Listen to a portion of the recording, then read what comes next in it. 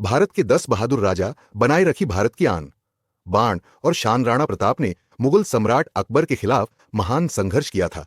उनका प्रसिद्ध युद्ध हल्दी घाटी युद्ध के दौरान हुआ, जिसमें वे अकबर के साम्राज्य को चुनौती देने वाले एक महान योद्धा के रूप में सामने आए।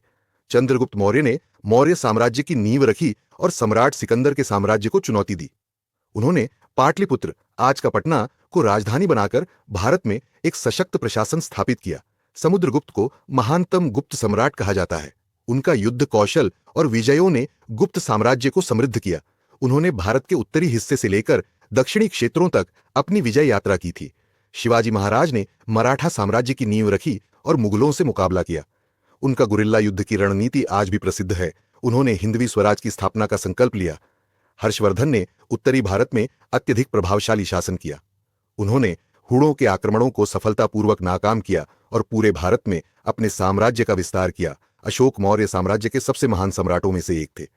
उन्होंने कलिंग युद्ध के बाद बौद्ध धर्म अपनाया और अहिंसा के मार्ग पर चलने का संकल्प लिया। हालांकि वह युद्ध में अत्यंत वीरता के साथ लड़े थे।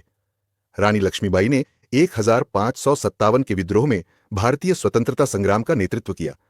वे एक महान योद्धा थीं और ब्रिटिश साम्राज्य के खिलाफ झांसी की रक्षा के लिए कड़ा संघर्ष किया।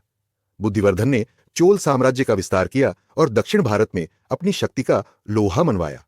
उनके शासन में चोल साम्राज्य ने समुद्री यात्रा और व्यापार में भी सफलता प्राप्त की। बप्पा रावल ने गुहिल वंश की स्थापना की और मेवाड़ क्षेत्र को मजबूत किया। उनकी वीरता का कारण वे मेवाड़ के प्रसिद्ध शासक बने और उन्होंने मुस्लिम आक्रमणकारियों के खिलाफ कई संघर्ष किए। पृथ्वीराज चौहान दिल्ली के शासक थे और उनका शासन भारतीय इतिहास में महत्वपूर्ण था। उन्होंने मोहम्मद गोरी के आक्रमणों का डटकर मुकाबला किया और कई युद्धों में अपनी वीरता साबित की।